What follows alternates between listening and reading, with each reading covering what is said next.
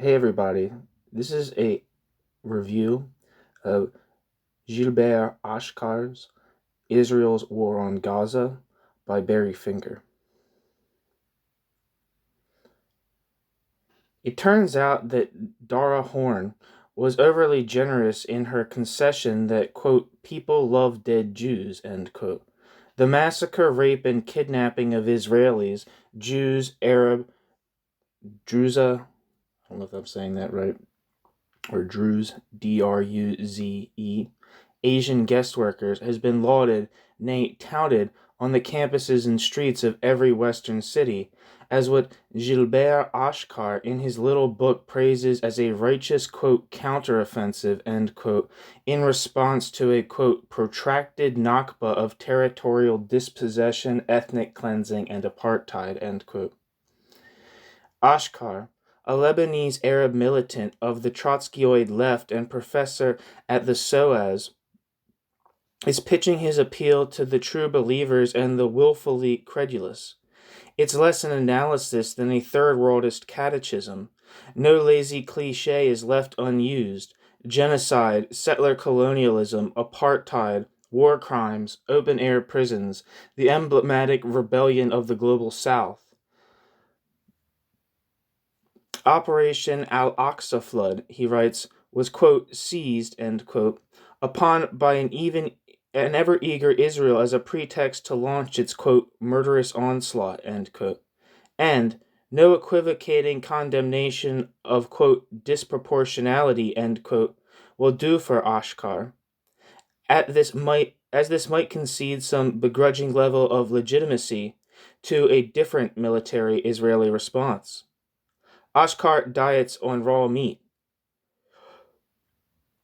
For it's not how Israel responds that Achcar objects to, but that Israel responds at all. Hamas's noble crusade is, after all, nothing less, in Achcar's perfervid imagination, than the 1943 Warsaw Ghetto Revolt redux, so no justification for its suppression is morally conceivable. This claim, Achcar insists, is no Holocaust inversion. How dare Western and Zionist supremacists arrogantly associate this uprising of the oppressed with Nazism? Didn't the iconic Frantz Fanon celebrate, elaborate, and justify the appropriation of the violence inflicted against the vanquished to, quote, swarm into the forbidden cities, to blow the colonial world to smithereens, ... end quote, question mark. It cannot be denied that the complex psychological and cultural responses justifying retributive violence for the alleged cleansing virtues of atrocity may indeed be the dreams of the marginalized. But the fantasies of the oppressed are as often to circumvent a reckoning with reality. In this case, Israel's reality. More pertinently, there can be fascist dreams and revanchist dreams as much as there can be democratic socialist dreams.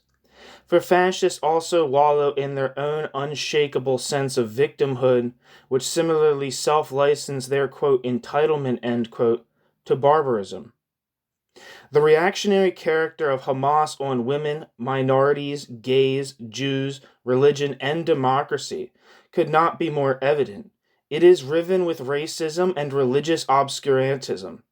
Islam is a political religion, as Achcar himself once pointed out, and those who choose to fight under the umbrella choose the banner of reaction, and are eventually compelled to act in accordance with its reactionary ends.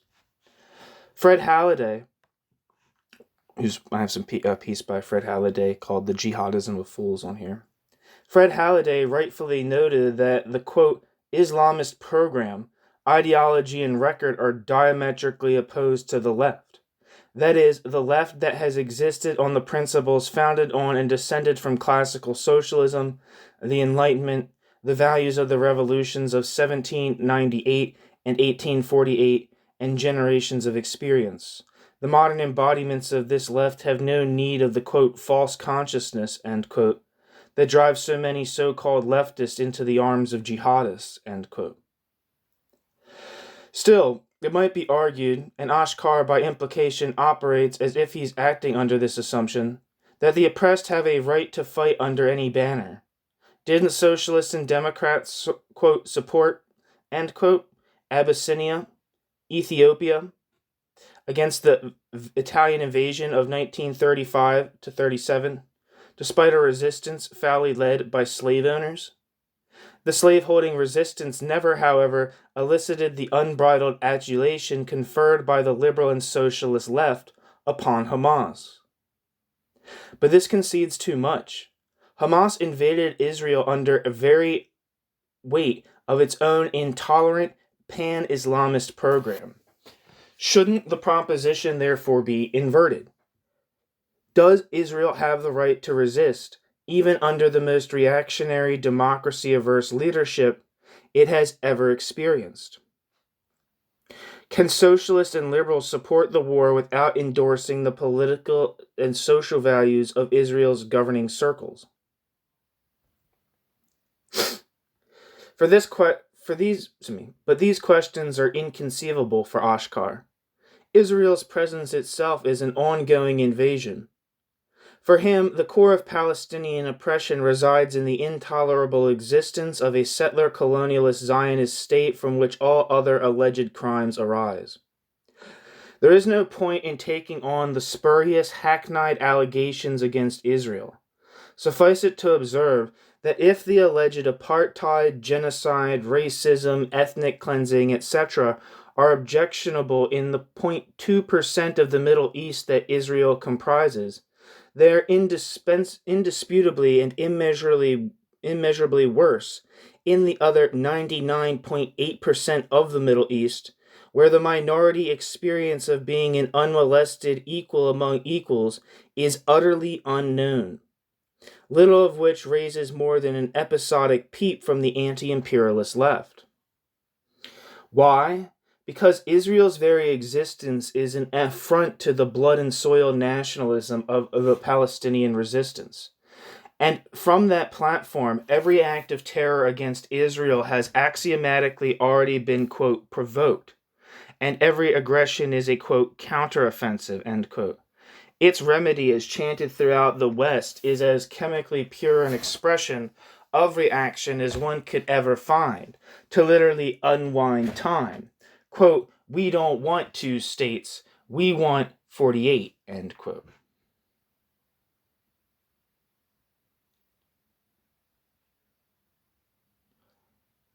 One second, let me get a swig of this coffee.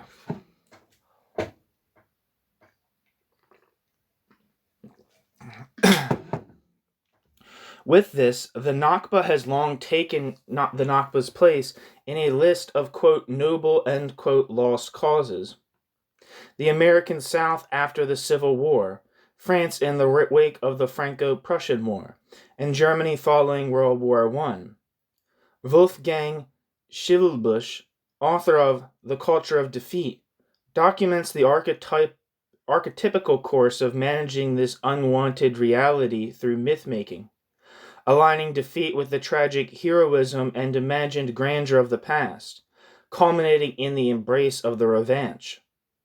The American South, in defeat, wallowed in this for a century, and generated a host of reactionary historians, politicians, hooded guerrilla terrorists, and cultural institutions that dominated and undermined America's understanding of itself and obstructed its reckoning with racism. It took a protracted civil rights revolution paid in blood to break the grip wielded by the American South over American politics, to complete the Civil War and begin again the process of racial reconciliation. This same cultural phenomenon has all but swallowed whole the international left. Perhaps this betrays a genetic susceptibility for championing reactionary lost causes, as witnessed by the left's varying loyalties to the Soviet Union long after the promise of the Bolshevik Revolution had vanished and turned into its antithesis. History is a process of disenchantment. Ennobling lost causes invariably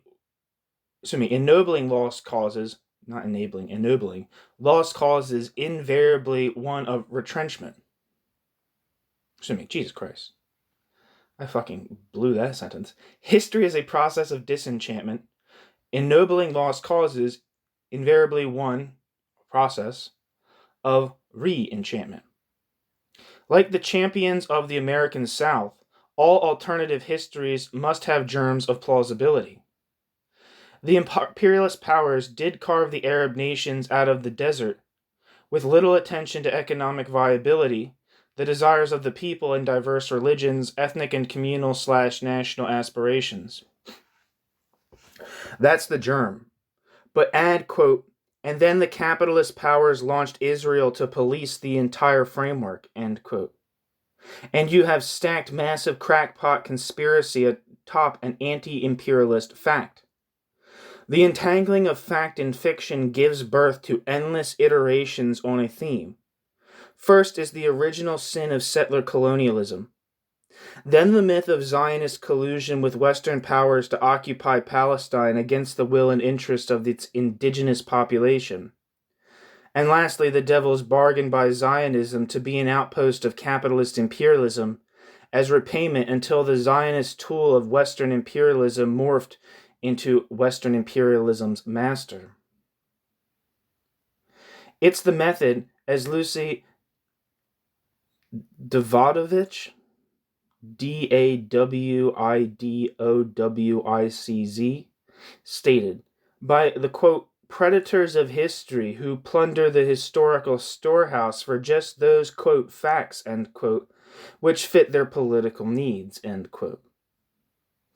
And these elements germinate into a variety of secondary noxious nostrums where fiction eases out fact, a denial of Jewish indigeneity, the revival of the Khazar myth, the fantasy of the verdant pre-Zionist Palestine of Arab-Jewish brotherhood, explaining the Nakba as a premeditated land grab, planned delet, the supposed collusion of Zionism with Nazism, then with Jordan, the puppet master power of Zionism that cast its shadow across the world, the demonization of the cultural achievements of Israel as tools of conquest, whitewashing, greenwashing, and pinkwashing.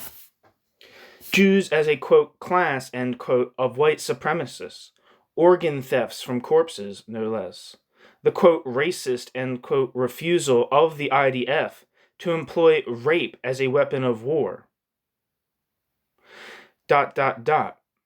There's hardly a liberal journal or publishing house that fails to entertain voices that give purchase to these trends. Scarcely a Middle East studies department that hasn't fallen deep into this black hole. Blood and soiled nationalism has always viewed Jews as unwanted, undigestible trespassers, interlopers, and polluters of the national vitality. Jews have constantly been regarded in these circles as, quote, settler-colonialists, end quote, indeed, if not in word. The Nazi Revolution itself proclaimed that, quote, it will prevent the Jewish people from intruding themselves among all other nations as elements of internal disruption, under the mask of honest world citizens, and thus gaining power over these nations, end quote. Substitute anti-imperialist left for Nazis and Zionists for Jews, and you have the exclusionary worldview of the Palestine Solidarity Movement. It is the demand of that movement to extrude Zionists, i.e. Jews who believe Israel should exist, from any progressive movement, whether working on climate change, health care, voting rights, feminist and gay issues, and trade union politics. It's the spirit under which participants in academic and scientific conferences held in Israel imperil their careers for supposed collaboration with racism and occupation, as are judged all artistic, academic, and scientific exchanges with Israel. It is the ploy for routinely refusing study abroad opportunities and withholding academic referrals needed for students to study in Israel. It is the demand for a worldwide purge of Jews who betray even a hint of affinity for the Israeli national community.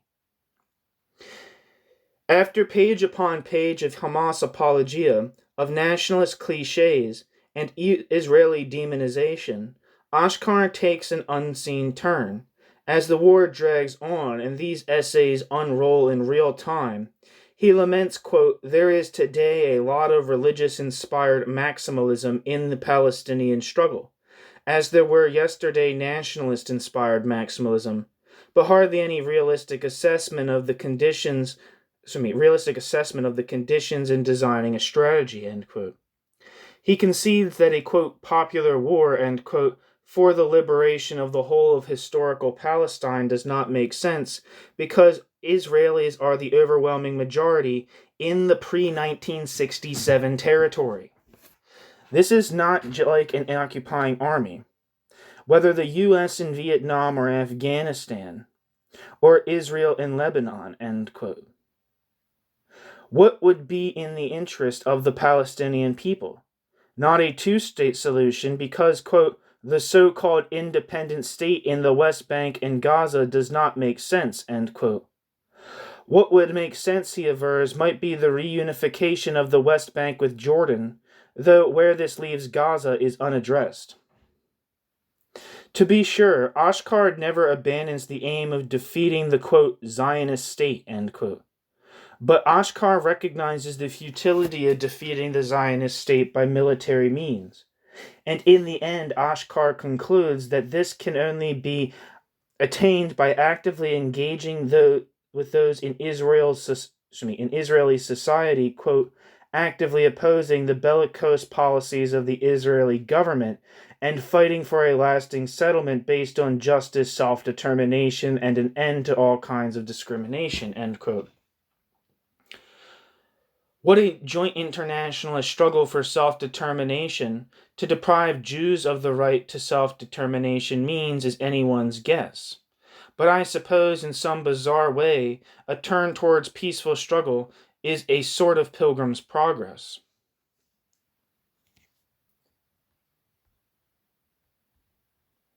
This is from February 2024.